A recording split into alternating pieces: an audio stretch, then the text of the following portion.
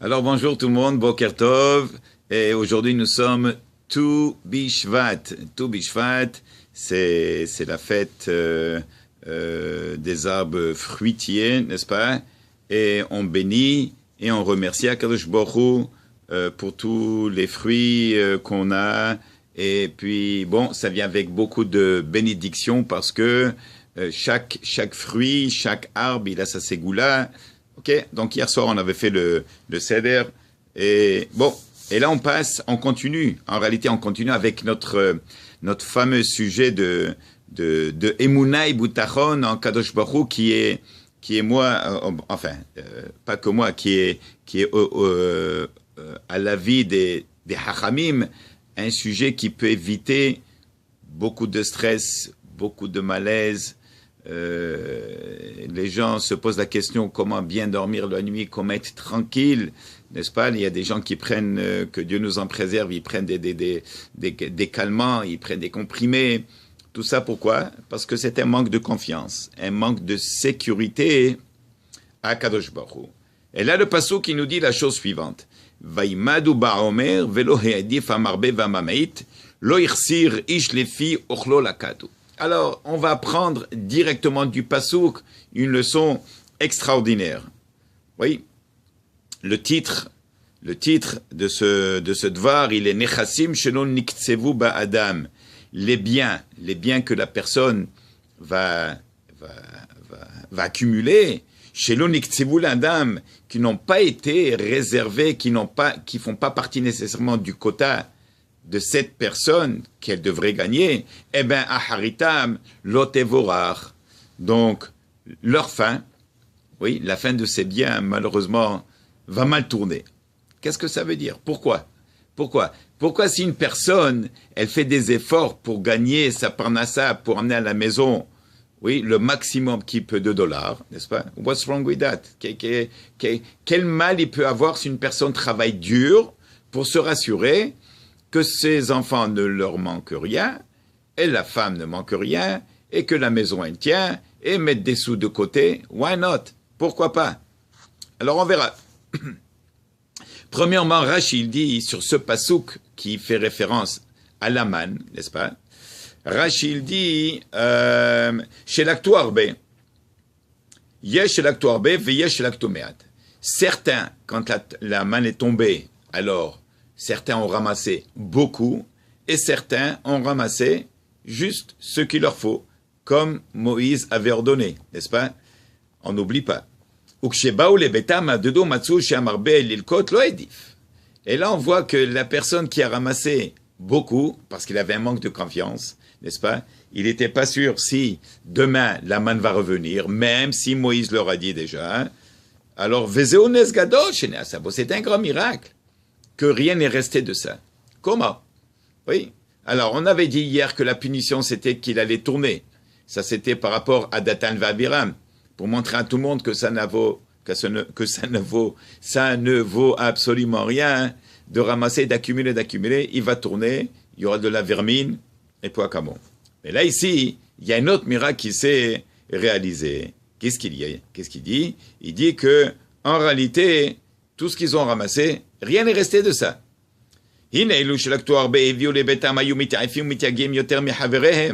Ceux qui ont pris plus de temps de rester à l'extérieur pour récolter, pour ramasser cette manne, ils ont passé des heures et des heures et des heures à ramasser, en pensant qu'ils font bien parce qu'ils ont besoin de beaucoup. Oui.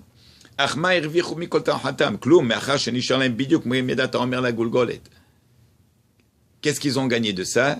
Étant donné qu'il dit dans le Midrash, ce qui est resté, comme que Hachem avait décidé ce que chaque tête en avait besoin.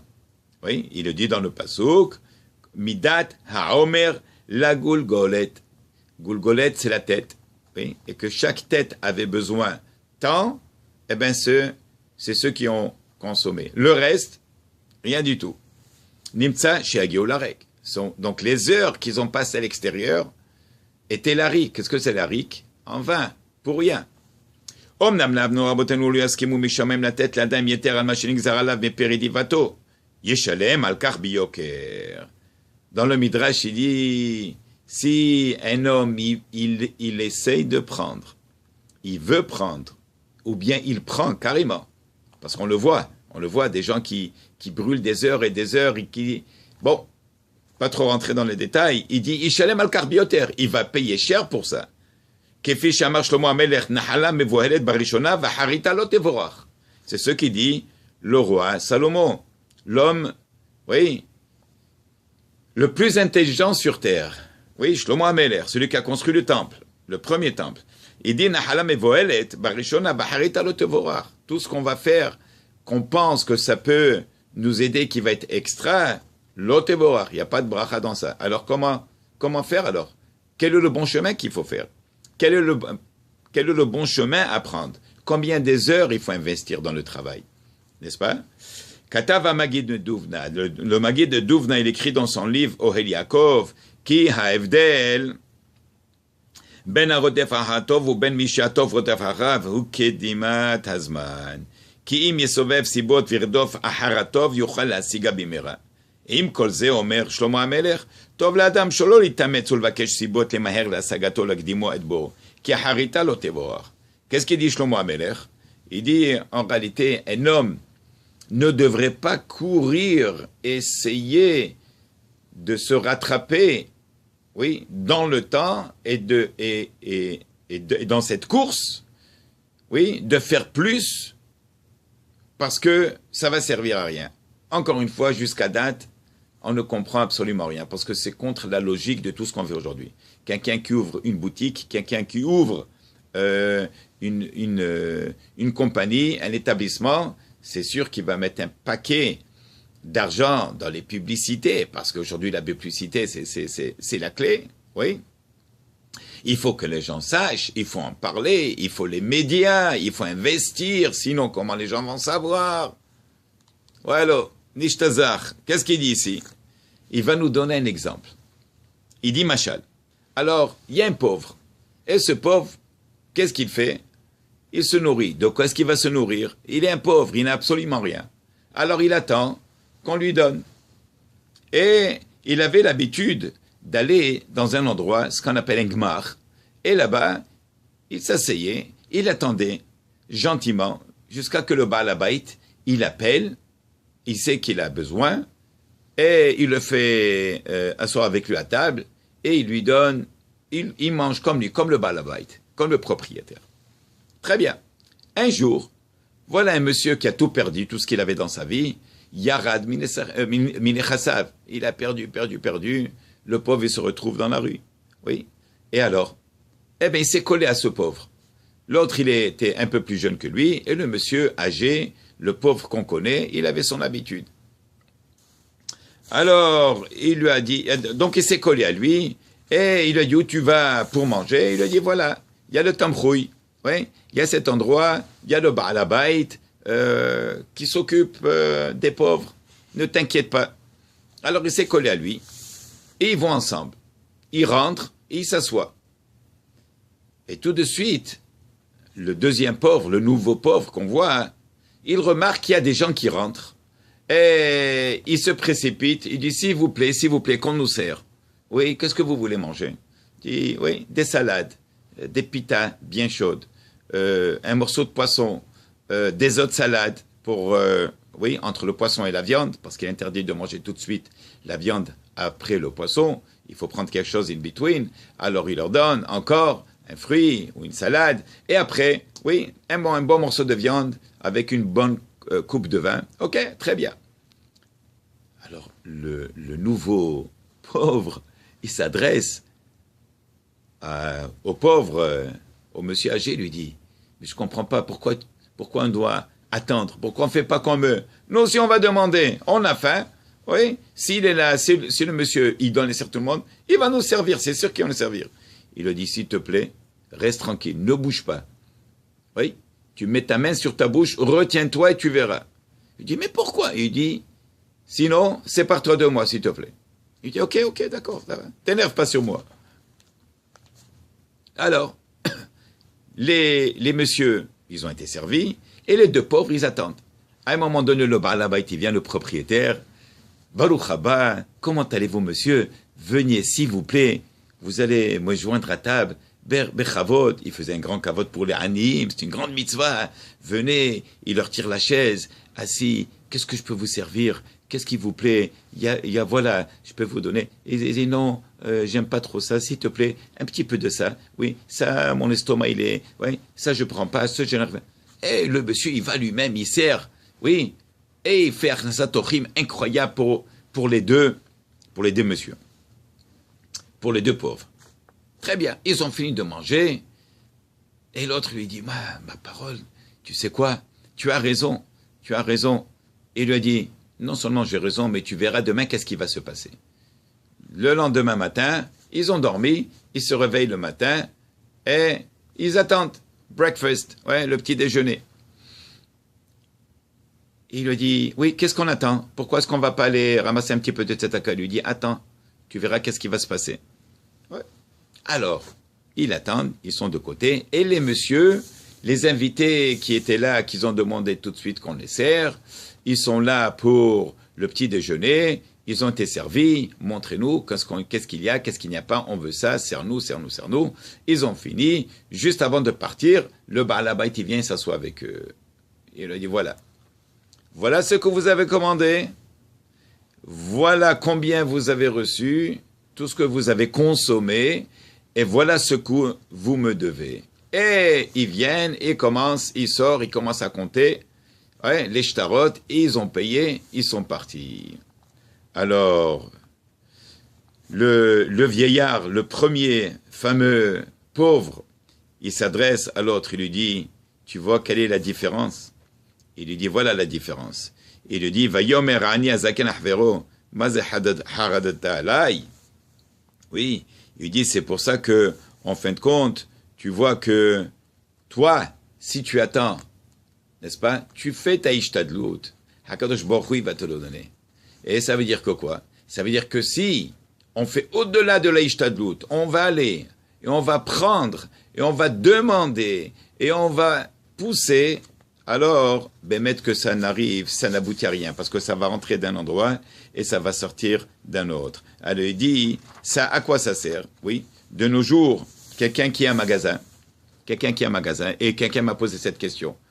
Il me dit quoi? Si j'ai un magasin, alors, selon ton opinion à toi, on n'a pas besoin de mettre une pancarte sur le magasin, oui, et alors quoi? Il dit, ouais, mais moi, parfois, de temps en temps, quand il y a une vente, alors je sors dans la rue carrément, n'est-ce pas? Et je fais rentrer les clientes, voilà, venez, si vous voulez, madame, vous voulez rentrer, monsieur, venez essayer. Oui. Il dit, ça, c'est carrément de prendre. Alors quoi? Qu'est-ce qu'il faut faire? Quelle est la technique? La émouna, la technique de la émouna, quand on a confiance, n'est-ce pas? Et quand on est en pleine sécurité à Hachem, qu'est-ce qu'il y a? Tu peux avoir un magasin, bevadaï. Ça, si tu mets une enseigne qui coûte, par exemple, $500, ou bien si toi, tu veux mettre une enseigne qui va te coûter $5000, avec des lumières, et des flashs, et de la musique, et venir rentrer, ça, tu fais au-delà des mesures qui sont demandées, mais à Kadosh Baruch Hu. Ça, c'est plus Hishtadlut, ça, c'est au-delà de l'Hishtadlut. Et quelqu'un qui est au dehors du magasin, qui essaie d'attirer les clients, qui veut les faire entrer à l'intérieur, c'est au-delà de... Si vraiment tu crois que HaKadosh Baruch Hu, c'est lui qui envoie les clients, et c'est lui qui connaît tes besoins, et que vraiment tu te mets dans la tête, tu n'as rien, que tu ne vas pas t'inquiéter comment tu vas finir ta journée, ou ta semaine, ou le mois, et que vraiment tu as confiance, et mon HaKadosh Baruch Hu, tu restes dans ton magasin. HaKadosh Baruch Hu, il va te les envoyer. Ça, c'est ta Hishtadlut. Ta Hishtadlut, c'est d'avoir la marchandise dans ton magasin. À partir de là, ce n'est plus dans tes mains. Et si tu vas, et si tu sors, et si tu vas investir beaucoup de ce qu'il le faut pour amener, pour attirer, il dit le Midrash, ouais, ça va rentrer d'un endroit, ça c'est quoi? Vous allez me dire, ouais, c'est un petit peu trop poussé, hein? Tu es parti un petit peu à l'extrême. Alors, où tu vas comme ça? Ouais, mais ça, c'est la Emouna, Kodesh Baruch Hu. Ça, c'est comment le Midrash, il explique le pasouk qui écrit noir sur blanc. On revient, il dit, Vayamodu ba'omer, velo ha'edif hamarme. Celui qui a pris en plus, il n'a absolument rien fait de tout ça. Pourquoi? Il a parti, il était à l'extérieur, il a mis des heures pour ramasser plus. Et peut-être que ces heures-là qu'il a mis pour ramasser plus qu'il en fallait, il aurait dû les investir ailleurs. Prendre un cours de Torah, ouvrir un livre de Torah, n'est-ce pas? De connaître la halakha. Ça, sur ça, on va lui poser la question après 120 ans. Qu'est-ce que tu as fait de ton temps? Ah, j'ai couru après la parnassa. Qui t'a dit qu'il faut tellement courir après la parnassa? La réalité, c'est d'avoir la ishtadout. Qu'est-ce que c'est la ishtadout? On a un métier. On va au bureau de 8 à 4, de 9 à 5, point à la ligne. On retourne après 5 heures. On est avec la femme et les enfants. On donne un coup de main aux enfants avec les projets d'école, avec les devoirs. Après, on va au Beth Midrash. On fait un petit cours, une demi-heure, 45 minutes. On rentre à la maison.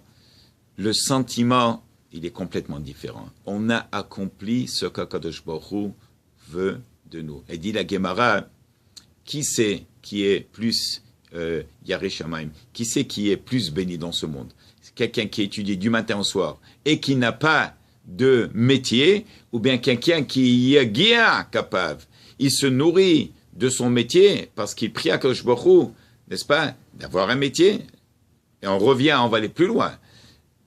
Le père, qu'est-ce qu'il doit faire? Selon Masechet Kiddushin, il a l'obligation, n'est-ce pas, de faire la Brit Mila à son fils, de lui enseigner la Torah, de lui faire la Bar Mitzvah, n'est-ce pas, et de lui apprendre un métier et de lui apprendre à nager. À part de ça, voilà, tout est entre les mains de Hakadosh Baruch Hu. Alors maintenant, si c'est comme ça, elle dit la Gemara, qui c'est qui a plus de mérite? Quelqu'un qui étudie du matin au soir et Hazve Shalom, il doit aller frapper les portes pour avoir de quoi manger, ou bien quelqu'un qui a un métier et qui étudie la Torah, il dit, lui, il a la récompense de ce monde et du Olam Haba. Parce que ici, il n'a besoin de personne. Oui, l'onitztarech l'aider matnot basar vadam, on dit que Hakadosh Baruch Hu fasse qu'on n'aura jamais besoin de qui que ce soit. Qu'Hakadosh Baruch Hu s'occupe de nous, de ne pas aller frapper aux portes ou bien aller demander à quelqu'un, s'il te plaît, si tu peux me signer, j'ai besoin d'un prêt parce que je suis dans le trou et tout ça. Ouais, alors qu'est-ce qu'il faut? Il faut prier, il faut étudier, il faut faire les choses convenablement. Regardez, les Tanaïm, Amoraïm, Sforaïm, les Géonim, ils avaient tous des métiers. Rabbi Yohanan Hassadlar, Rabbi Yehuda Hapakuli, oui, Rabbi Yoshua Hapehami. Oui. Ils avaient tous des métiers, ils étudiaient la Torah. Oui.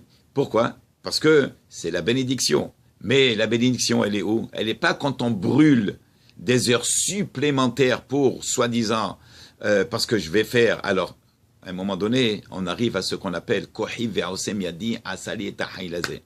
Qu'est-ce que c'est Kohi ve'osem yadi? À un moment donné, un homme, par son orgueil, par son ego, il va dire tu as vu que ce que j'ai fait?